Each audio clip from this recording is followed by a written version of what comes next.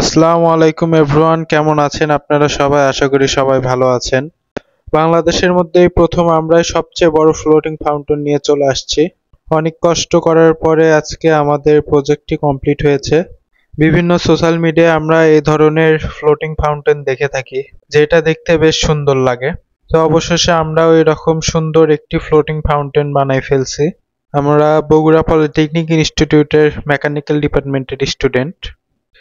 এটা আমাদের প্রজেক্ট ছিল, এটা আলহামদুলিল্লাহ আমরা খুব সুন্দরভাবে প্রজেক্টটি সম্পূর্ণ করতে পারছি। এখনো বিভিন্ন কাজ আছে যেগুলো আপনাদেরকে দেখাবো পরবর্তীতে। মাত্র আমাদের প্রজেক্টটি কমপ্লিট হয়েছে, তো আমাদের সাথেই থাকুন।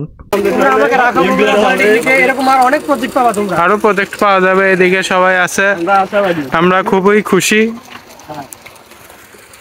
সবাই অনেক খুশি, এত সুন্দর একটি প্রজেক্ট করতে পেরেছি আমরা।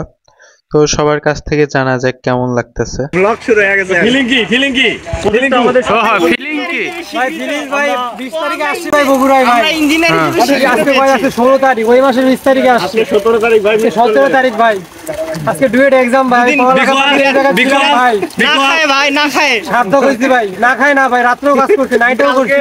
দেখুন, না খাওয়ারই কথা, খুব কষ্টে আছে, খুব কষ্ট পাইছে, এখন খুশি। আমি সার্থক হইছি। আমার ভাইদের উদ্দেশ্যে বলতেছি, ভাই তোরা থাকলে না তাড়াতাড়ি শেষ হইতো, তো তোরা ছিলি না, সমস্যা নাই, আমি একাই। কাজটা সফল হয়েছে, আমরা খুবই খুশি। আমরা ক্লান্ত পরিশ্রম করে প্রজেক্টটাকে দাঁড় করাইছি। 2 দিন অসুস্থ হয়ে গেছিলাম এই প্রজেক্ট করতে যায়। তো কি হয়েছিল? প্রজেক্টের জন্য দোয়া করবেন। কেমন কি অসুস্থটা? কি অসুস্থ?